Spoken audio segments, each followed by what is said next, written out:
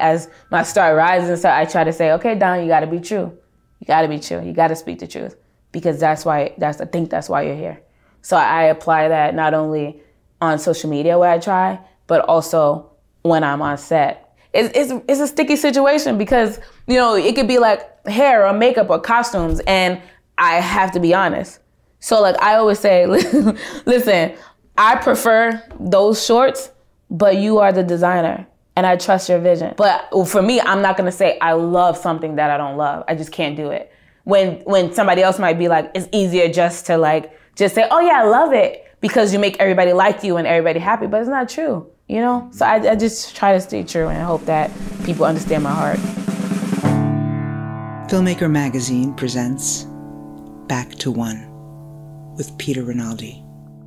Dominique Fishback is an actor. She sat down with me on the Upper West Side of Manhattan to talk about the work. I want to start with a quote from you. Any project that I do, I want to make sure I'm prepared to go there, that I don't leave any stone unturned. Now, that might sound like a typical thing maybe an actor would say, but I've been researching you, and I really feel like you take this really seriously. The idea of inhabiting a character, or letting a character inhabit you. Yeah. Though maybe the way to start is just to ask you, what is it that you first need to grab onto, or have grab onto you about the character in order to proceed? Yeah, a lot of times there might be a line. Like, it's so funny, I have resistance to a lot of the characters that I play when I first get them. You know, whether it's the description, I'm like, they're trying to put me in a box. You know what I'm saying? And then I have resistance, but when I let go of not trying to be put in any kind of place and I read the script or I read something, there's always like a particular line. Like, for example, The Hate You Give. That was like, that character, she wanted to fight at a party and she was going like the B word, and I was like, I don't do that. You know, but then in having a conversation with Amanda Stenberg's character Star in the movie, she says, oh, you so lucky you go to that private school. You don't have to deal with hoes like that. So to me, that's I understand. She don't have the resources, the opportunity. And so she has to pretend that she doesn't want it. But if she was given the opportunity, she would definitely take it. And that was a window in. So that allows me to say, okay, I understand this character. Then I can go along the lines of what I think my soul wants. I think with the characters that I play, I often try to make sure that they're not stereotypical or just surfaced. You know, even with The Last Days of Ptolemy Gray, what was really important to me is that my character didn't smile a lot in the beginning. I didn't want her to. She has a lot of trauma. She's been through a lot of things. She don't trust people, and she has a right not to trust people. So I don't want to, as an actor, be like, oh, I have to smile to make sure she's likable. You know, anytime she smiles in that series, you're gonna know that the person earned it. That we're not just getting it. I think the world feels so responsible for a woman's smile. Oh, you're not smiling. Why you don't smile? Smile, smile. And it's like, no. But when you get it, because you earned it, it's gonna feel like the whole world, you know? So I that's kind of it. But for me, I guess psychologically is the most important thing for me. So I often journal as my characters. If I can't journal, like in The Last Days of Ptolemy Gray. So what you talked about, some actors might say, oh, I don't have a process. I try to be so open that whatever the character requires is what I give. So I don't want to get so stuck and think like, if I don't journal, the character is going to be bad. If I don't do all of this psychological work, I'm not going to do a good performance. I try to say, you know, wherever I am is where God needs me to be, so that the character could flow through me truly.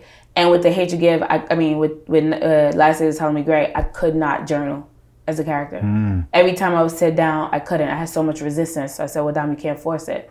But like that also made me a little bit like, well, what are you going to do? You have to just show up. Wow. That was scary. I felt like this was like an experiment almost. Yeah. Because I had to just show up on set and let her be who she wanted to be. I had to let her use me and not have any idea or a roadmap. I think I made a 28-page PDF for her. That really helped me because I told her, listen, homegirl, we're going to have to compromise. Maybe you don't want to journal, but I need the psychological understanding of what's going on.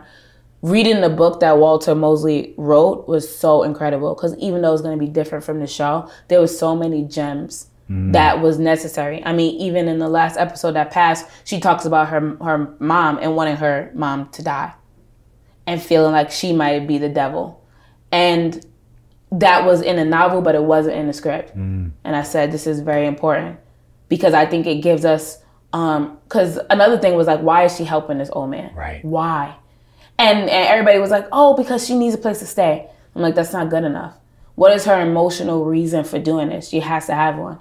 And I ultimately discovered, or came to the idea that it was her redemption. I think that she got so hurt by her mom, and she always helped and always did anything that her mother needed and really catered and nurtured, and wasn't really a child. She was kind of the parent to her mom. And so I think she got a little bit resistant and a little bit angry with her mom towards the end. And so she might not have helped as much as she used to, or she felt like she could have. So she had regret. And when she saw this man living in filth and not having anybody, she thought it could be her redemption. That's how I, So some people might think, yeah, she needed a place to stay. That's why she cleaned that man's house like that. But I was like, she got on her hands and knees and really did it. And without even knowing, he might have said, no, you can't stay here. I don't know you, bird. You know what I'm saying? So she didn't do it because she knew she had a place to stay. Right.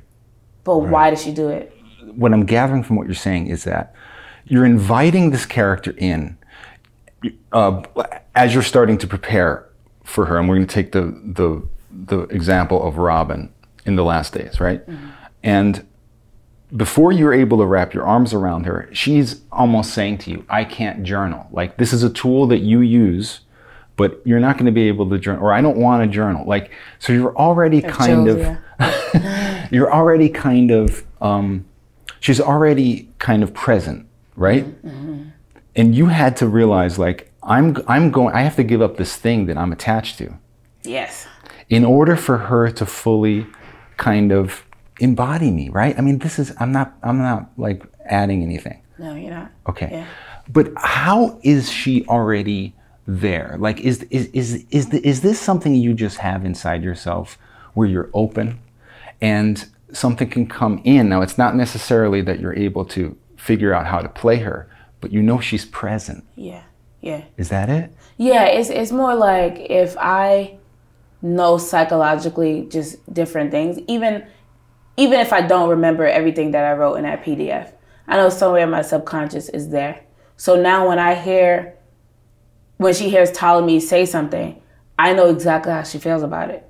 I didn't have to plan out that she was going to respond like this, because I know her so much in my soul that however she reacts, I know it's fine. I actually originally thought that, because she's Southern, and I thought she would not be as aggressive as she was. But she is, In the book, Ptolemy talks about there's two Robyns. There's one, the angry one that wields the knife, and there's the other one that laughs at these bad rom-coms, that has so much joy in her heart. And I understand. I think there's a level of understanding about a character on a page that I have, especially with these teenagers, because of where I come from. I'm from East New York, Brooklyn, and I think that there's a hard exterior that you can develop as a person, as somebody from that area, as a Black woman, as a Black girl, then going into the world of being in this industry. And the fear is like for me, has always been being misunderstood. I don't want to be misunderstood, but I have to be myself. And when I talk about a character, I talk like this because I'm from Brooklyn and I'm passionate, but I'm not angry. And I even remember like having conversations with Walter, the writer, and Jerome, who also wrote on the show as well. Like, we would have Zooms and I would say, no, but Robyn needs autonomy over her body. Like, she can't be just asking, oh, yes, uncle, no, uncle. Like, we have to see that she has a life outside of him, even though it's called The Last Days of Ptolemy Gray. We have to respect her, we have to respect that. And just being like, da-da-da. And I had to say, and listen, I'm not angry. I'm just a girl who's passionate about her character. So this is how I talk when I'm passionate.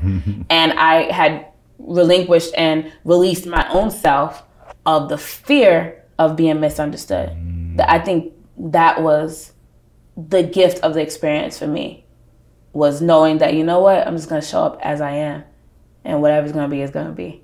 And if somebody's perception of how I advocate for the character is saying whatever, I have to accept it and know that when I meet another person, they're going to speak to me and going to know different. You know, like I can't take on those things. I just have to fiercely advocate for what I believe. And luckily enough, they heard me. They loved the PDF and they didn't say yes to everything. I wanted Robyn to have some tattoos. I want to have some piercings. They didn't give me that, but they gave me a scar. I said, you know, we talk about there being the two different Robyns, and how do you show that she's not to be fucked with without her having to open her mouth?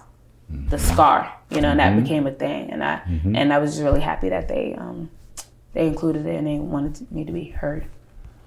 Let's talk about this, because this pertains to what you just said, which is this idea that you're almost having this desire or this need almost to be creative in the process beyond what actors normally are. And from what I've learned about you, I think maybe, and you can correct me if I'm wrong, this started right from the beginning with you, where you were writing and acting at the same time. And it's both of those things came together for you at the same time. 100%, yeah. And so is it true then that this is almost like, in order to kind of fully release that performance valve, or the like you almost have to release the writing valve at the same time for this to, I hate these analogies, these are so dumb, but but do you know what I mean? Like, but tell me if that's not true or if that's sounding false. Like, it almost feels like if you can't journal, you had to write that PDF. You had to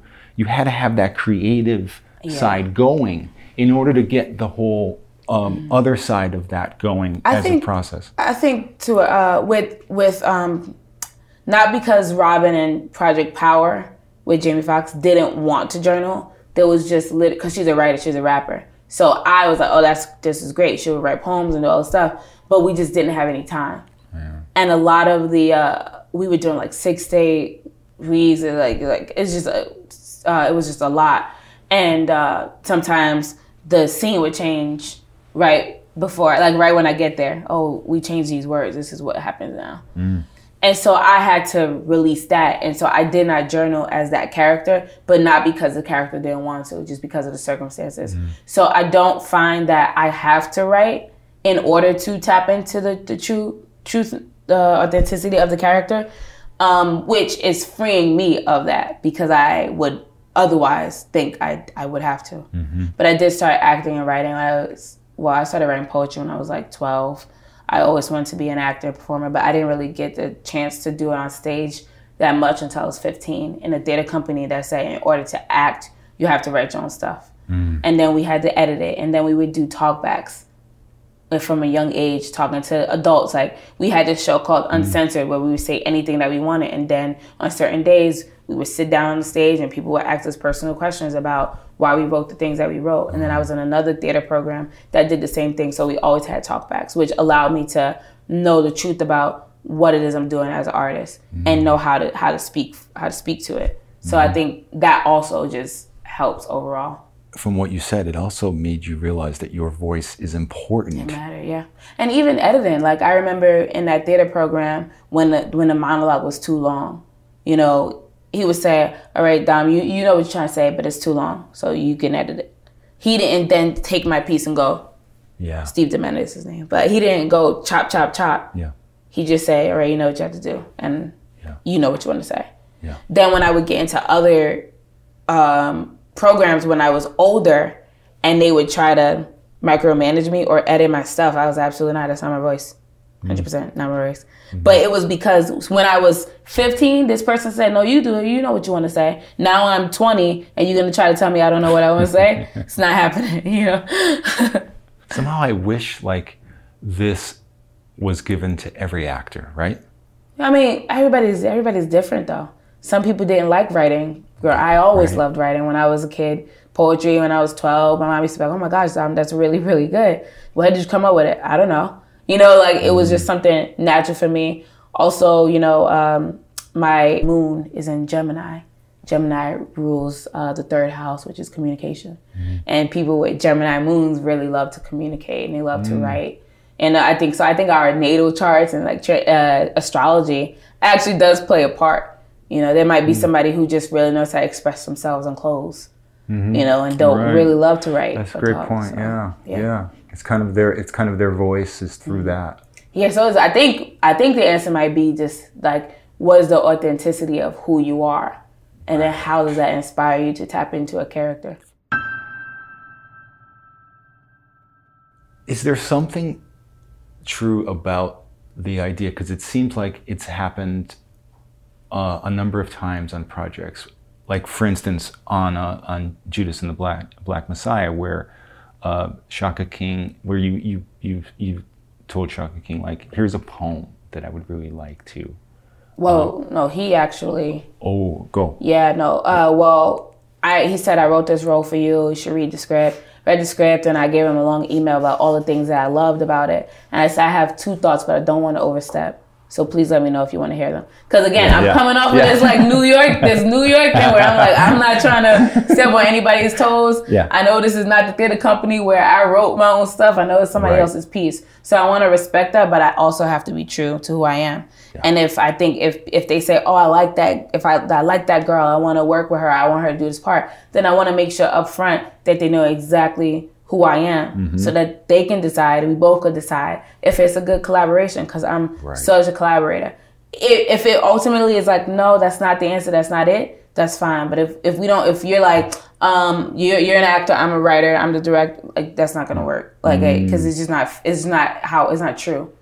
So when I feel safe enough to be like, so again, I'm testing the waters out. Like, I got 2 thoughts. I don't want to overstep. Being polite about it. Yeah, so please let me know. And he's like, oh no, you'll be playing her. You can't overstep. Give me your notes. And he called them notes. And I was like, oh, shoot, okay, cool. This might be really good. So one of the things that I told him was, I just wanted to I know that it's not a romance, because I'm a romantic. I know it's not a romance, but I think it's very important that we know that Chairman Fred loved Deborah for who she was before she got pregnant, before she sat with him through jail, because a lot of times in narratives, especially regarding Black love and Black women, we always have to prove ourselves worthy of love. You know, in a Notebook, Allie could just be pretty. Now he hanging from the freaking Ferris wheel. Nobody trying to hang from the Ferris wheel. For me, I got to ride out. You know what I mean? Right. So I really wanted to make sure that, you know, if it was a different circumstances, that she never got pregnant, he never went to jail, we know that he would still like her and still love her and still wanted to be around. So that was really important. And then the other one was, one of the first things she says to him is, do you like poetry?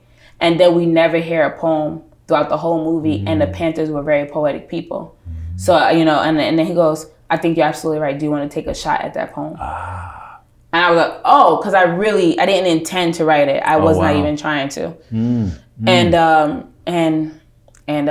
so he did that, and then I wrote the piece, and it's a beautiful moment. Beautiful moment. Thank you. Yeah, that scene wasn't even in the movie. But see, that's amazing. I mean, so is there something about that idea, like testing the waters and having a director say to you, this is your character, give me what you got about, like, that whole exchange of like, can I? And then the director saying, I want it. Like, isn't that really important? Like, do you feel like that's what you need to unlock something in your own creativity about it? 100%. Because even like with the scene where Deb and Fred kiss for the first time when they're over the coffee and things, like from even before we shot, I was like, it's missing something. I was like, ugh. And I kept bringing it up to Shaka, right? And like, it was like, so I gave him this idea, and he was like, I don't think that's that, because here's why. And he would say, here's why. And that felt really empowering as well. Right. So it was a dialogue. And I said, okay, Shaka, maybe that's not the answer, but we don't shoot this until 2 weeks. Do you mind if you give me a little bit more time? And he was like, yeah, you got it. Wow. You know, so then Daniel and I had a rehearsal together just to talk and try to get to know the characters. And he was like, I 100% agree with you. And then the next day, and that was another test for me too. So I was like, so what are we gonna do? Because we were supposed to shoot it the next day. What are we gonna do? He's like, I'll talk to Shaka. When are you gonna talk to Shaka? He's like, I'm gonna talk to her tomorrow. I said, tomorrow, but we're shooting it tomorrow. He's like, sometimes when people are working on such big things, they can only focus on the thing that's right in front. So the next morning, I remember I'm in hair and makeup, and I'm just like, I wonder if they ain't talk to him. Well, he said he's gonna talk to him down. Like, my spirit was like, he said he was gonna talk to him. Let him talk to him. Like, and he did. And that gave me a lot more trust as well. And then we were able to, and then I kind of wrote, like, I went to see Shaka in another room, and he was like, really, like, after lunch, right before we shot, trying to fix the scene and trying to write something. And I was like, how's it going? He was like, not good. And I was like, well, I wrote something if you want to see it. He was like, oh yeah, let me see. And it was like one line. He was like, you fixed it. Let's go. Thank you so much. And then he even told everybody that I came up with that line that like fixed the scene. And to me, even that, because it would have been done with that regardless, because I want the best for the character and for the story. But it was really nice that somebody did not try to take credit for something that I did, and was very excited that I helped in that way, you know. Can we break this down? Because I think this is really, really important. You were almost panicked that this was going to happen without being fixed, right? Like that is a, I feel like actors intuitively are in these moments all the time. Something is wrong. They feel like it's not their place, but they know something isn't right. It's about, tell me if I'm wrong, it's about something like not being true to the character or true to the moment, right? Something isn't working. It's about some kind of truth to the reality of the scene, truth to the characters, or something like that. But I want to know, like, it's not just that you're from Brooklyn, right? I mean, that you're able that you're able to speak up. Yeah. There's something else, like you trust yourself. It was my mom, because when I wrote poetry as a kid, I was very honest in the poetry. And a lot of times if I had to talk about, I have a poem about my stepdad and my dad, you know, and in order to tell my own truth, I would also be telling hers. And then I'm performing it on stages for everybody to hear and see. And she always used to be like, no, Dom, that's your truth. You could say it. You don't have to worry. Like, you don't have to worry about that. You should say it. It's your truth too. Wow. And that really empowered me to, like, then I'm able to, you know, figuratively speaking, cut my own self open and put my own self on the line and say, this is where I felt, this is where I fall short. I'm not perfect. This is where I feel like I messed that up. I fucked that up. That wasn't a good idea that I did that. And really bear it all on the stage and say, you know, if people decide I'm one way because of a truth, then, you know, so be it. But often I find that people actually relate to it. You know, I have this piece, a poem called The Guilty One, where I talk about my grandmother passing away from cancer and how, like, it was so much pressure on me that I don't know if I was a good granddaughter all the time. You know, and being so brutally honest, even though that's my mom's mom. It's my uncle and my aunt's moms. And my cousin, I'm one of 19 grandkids, so that's all their grandma too. And like, how would they feel if I said this truth? But all of my family love it. And everybody's like, I know, because I had my days too. And I posted on Instagram once, and I had so many comments with people like, I felt like this with my mom. Thank you for saying this. Thank you. Like, and even though, you know, we want people to like you. I want people to like me. Like, you know, I don't want people to think I'm a B. You know what I'm saying? But at the end of the day, I know that God put me here for a reason, and he allowed my mom to be who my mom is in order to cultivate the voice that I have, and so I can honor myself and my truth. So I'm not really afraid of saying, oh yeah, in East New York, I saw this kid get shot 3 times one morning. You know, like, and because ultimately I don't know why everything is happening, but I know that God put me here for a reason. So if I turn around and say, yeah, I had this experience, and then I went and filmed the Deuce. I saw that one morning, then I went and filmed Deuce 2 weeks or a week later. Or this happened to my stepdad while I was filming Transformers. Like, you know, there's things that you don't put those together. You don't put East New York and East New York experiences with somebody who gets to lead a franchise. Right. And I think is a reason why I've been open. And so I try, as my star rises, so I try to say, okay, Don, you got to be true. You got to be true. You got to speak the truth, because I think that's why you're here. So I apply that not only on social media where I try, but also when I'm on set, you know. Even if it's like, it's a sticky situation, because, you know, it could be like hair or makeup or costumes, and I have to be honest. So like I always say, listen, I prefer those shorts, but you are the designer and I trust your vision. But for me, I'm not gonna say I love something that I don't love. I just can't do it. When somebody else might be like, it's easier just to say, oh yeah, I love it, because you make everybody like you and everybody happy, but it's not true. you know? So I just try to stay true and hope that people understand my heart.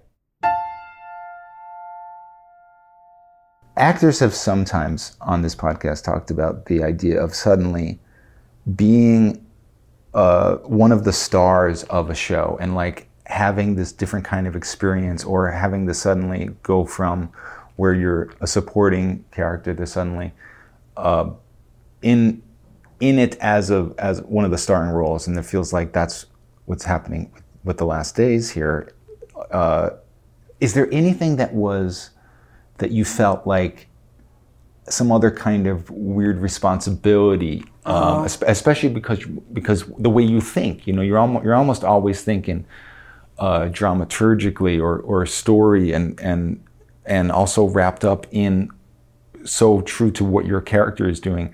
But do you feel like there was this other kind of thing that you never had to deal with before, as now the star of a show? Yeah, no, I feel blessed because I do think the good part about journaling and doing all that psychological work that I do beforehand is I don't think about it ever again.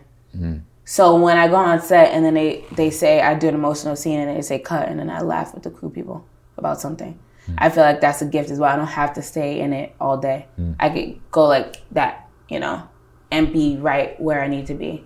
So that feels good. So it allows me that freedom. I think probably one of the things that I have to learn or had to learn, and I'm getting better at it, is I am older than what I play and what I look like. Right. And I am more youthful, I think, in my heart and in my spirit. That then when I have to be serious with somebody, it might look like, oh my God, is she okay? I'm like, yeah, I'm fine. But like, yeah, I was laughing with you about this thing, but I asked this thing, we talked about this thing, and then you still doing this thing that doesn't make me feel like I'm hurt, or like, you know, so now I'd say, I'm not gonna do that, but thank you. And now, because I've been like this and like, bouncing like here and there, and it can get like confusing to people, maybe. I don't think it is, because I think we're all multi-layered and leveled, and everybody should be who they are. That's really what I'm working on, be yourself. I got a new tattoo that says "Be Yourself, Love," and it was in my mom's handwriting because I knew I was moving out to California, and I just want to make sure, like, if it's going wrong anyway, if I was true to myself, then that's all I could hope for. And also knowing and saying, listen, I may have so much conviction right now about this today, but I might not feel like that tomorrow, and that's okay too. And I think in this time of social media, it can get very scary to speak the truth, because you don't want to be held to something that you said yesterday or even 10 years ago. Right. So I try to say, you know, we're all learning. We all reserve the right to learn. So I think in terms of the art, I call it the art of being a movie star, and that's what I think Sam Jackson was saying specifically on set. So everybody's like, oh, what are you learning? You know, where he talks about, this is why you have a personal hair and makeup team. This is why you fight for this. This is why this is a perk. And I didn't know, you don't learn those things in school. Right. And it's probably so helpful to think of it as an art, right? The art.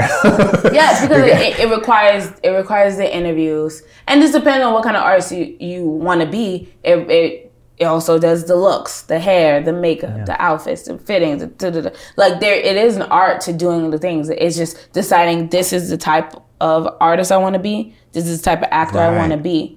Now, what are the things that make those things up? Right. You know, I always wanted to be so versatile that I could do any genre and it feel good and grounded and true. And so that's why I want to go from something like Judas and the Black Messiah to Transformers. Because I want to do everything. Yeah. And I use my inner child, that 10-year-old that said she wanted to be an actor. I use her as a compass. That's how I've been picking the roles, you know, even if they scare me or whatever. That's amazing. Yeah, I was going to ask that, like, because I read somewhere that you were, you know, right after the Deuce, you were being offered these kind of edgy roles, and you said, like, you had to ask yourself, like, is this what is speaking to me? Is this what I really want? Because people were trying to tell you, like, this is good for you. That, you know, you got to go with this.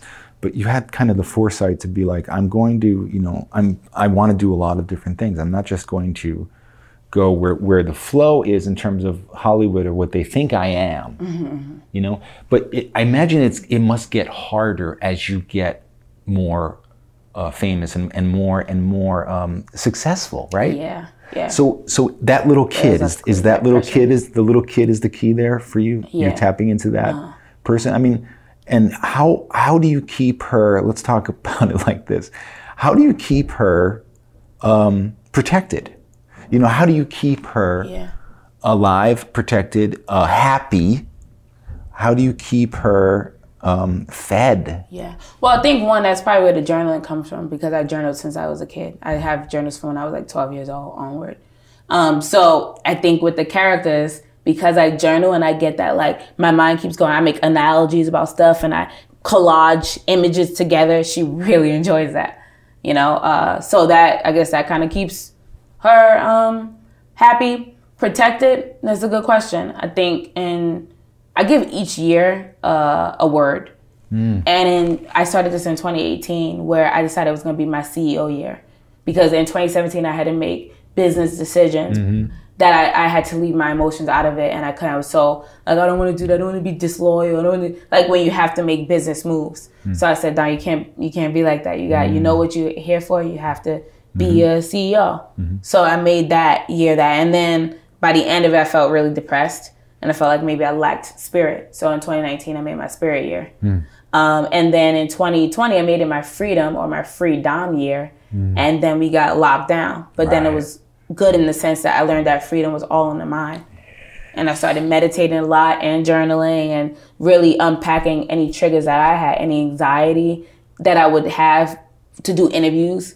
Because I never had anxiety before. You know, when I was a teenager, I always spoke my truth and whatever. And then as you get more visible, it's like, dang, I don't want to say the wrong thing. I don't want to be, and you see how people get ridiculed all over the world and the internet about this. So you get a little bit of anxiety. I still, the blessed part I feel is that no matter what, I always try to stay true, even if it's scary. So I think that held me to it, but I don't want to be scared.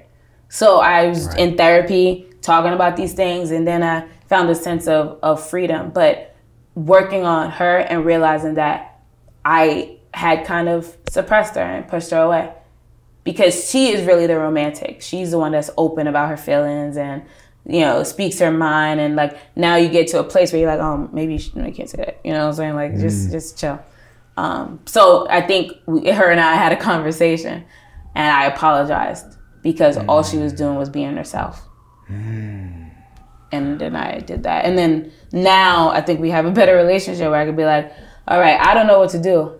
I have to be still. You know, I'm gonna be still and then decide. So I can't talk about this next project that I'm doing, but it was scary. And when you find out what it is, you're like, oh yeah, that's what she's talking about. It was very scary. It's challenging because it's so different from something that I had done before. And also, you know, you're a fan base now. You have people that's like, oh, you're a role model, you're this, you're that. And I don't want to disappoint the people.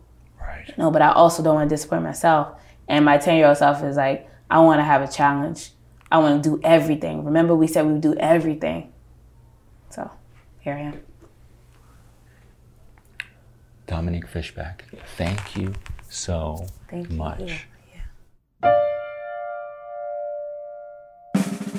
Back to One is a production of Filmmaker Magazine, which is a publication of The Gotham, formerly IFP.